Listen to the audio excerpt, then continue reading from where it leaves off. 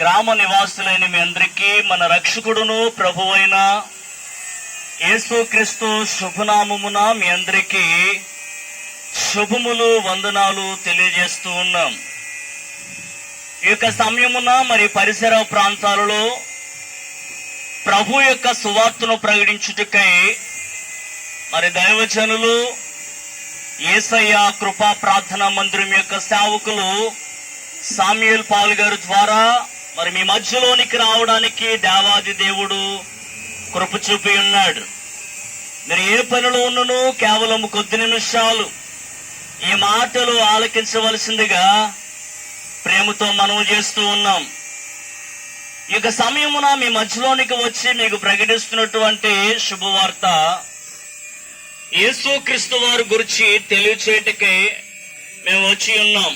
అవునండి, ప్రభు అని యేసుక్రీస్తు వారు దేవుడై ఉండి ఆయన పరలోక రాజ్యములో ఉండుట విడిచిపెట్టకూడని భాగ్యమని ఎంచుకొనక దాసుని స్వరూపమును ధరించిన వాడై రిక్తునుగా దీనునిగా కన్యక గర్భమున ఈ లోకములోనికి దిగి వచ్చి ఉన్నాడు. ఆయన వచ్చి ఉన్నటువంటి కారణము ఏమిటి అని మనం ఆలోచన చేస్తే లేఖనము సాక్ష్యమిస్తూ ఉన్నది. పాపులను రక్షించుటకు క్రీస్తు యేసు లోకమునకు వచ్చిన వాక్యము నమ్మదగినది, పూర్ణ అంగీకారమునకు యోగ్యమునై ఉన్నదని లేఖనము సాక్ష్యమిస్తూ ఉన్నది. అవును ప్రియులరా, ఈ లోకములో ఉన్నటువంటి ప్రతి ఒక్క మానవుడు కూడా పలు విభాగాలుగా కర్మపరులై ఉన్నారని, పాపులై ఉన్నారని వాక్యము సాక్ష్యమిస్తూ ఉన్నది.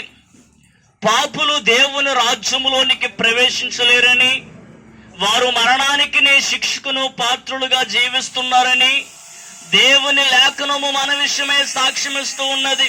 అవునండి, ఈ లోకములో మనుషుల మధ్యన పలు భేదాలు ఉంటాయి గాని పాపము చేసేటువంటి విషయములో ఏ భేదము లేదని వాక్యము సాక్ష్యమిస్తూ ఉన్నది. ఏ భేదమును లేదు, మనుషులందరూ పాపులే. పాపము చేసి దేవుడు అనుగ్రహించు మహిమను పొందలేకపోతూ ఉన్నారని వాక్యము సాక్ష్యమిస్తూ ఉన్నది. అవునండి, ఇందును బట్టి ప్రభు అని యేసుక్రీస్తు వారు ఈ లోకములోనికి నరవతారిగా ఈ లోకములోనికి దిగవచ్చి ఉన్నాడు. ఆయన నా పాప శాపాలను పరిహరించుట నిమిత్తమై అన్యాయపు తీర్పునందిన వాడై సిలువ మ్రానుపైన ఘోరమైన శ్రమలను పొంది నిలువెల్లా గాయపరచబడి తన అమూల్యమైన రక్తమును నీ కొరకై నా కొరకై దారులుగా ఆయన ఒలికించి ఉన్నాడు. ఆయన పాపమేమీ చేయలేదు గాని నా పాప శాపాలను పరిహరించుట నిమిత్తమై యేసుక్రీస్తు వారు సిలువలో మరణించి ఉన్నారు. ఆయన సమాధి చేయబడి తిరిగి సజీవునిగా మృతులలోంచి లేచి పరలోక రాజ్యానికి వెళ్లి ఉన్నారు. ఈ మాటలు వింటున్న ప్రియ సహోదరి సహోదరుడా, దేవుని ప్రజలారా గమనించండి.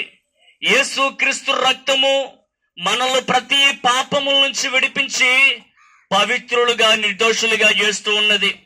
ఇట్టి ప్రభు అని యేసుక్రీస్తు వారిని ఎందరైతే తమ స్వంత రక్షకునిగా ప్రభువుగా దేవునికి అంగీకరిస్తూ విశ్వసిస్తూ ఉన్నారు, వారు ఎట్టి కర్మపరులైనను యేసుక్రీస్తునందలి విమోచనము ద్వారా ఉచితముగా నీతిమంతులుగా తీర్చబడుచు ఉన్నారు.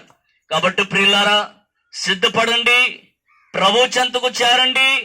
ప్రభువునందు సర్వ మానవాళికి అనుగ్రహింపబడిన పాప క్షమాపణను అంగీకరించండి. ప్రభువునందు పునరుద్ధానమును పొంది నిత్య జీవమును స్వతంత్రించుకుని సదాకాలం ఆయనతో జీవించాలని ఈ కొద్ది మాటలు తెలియజేస్తూ ఉన్నాం. మన ప్రాంతం క్షేమము కొరకు చిన్న ప్రార్థన చేద్దాం.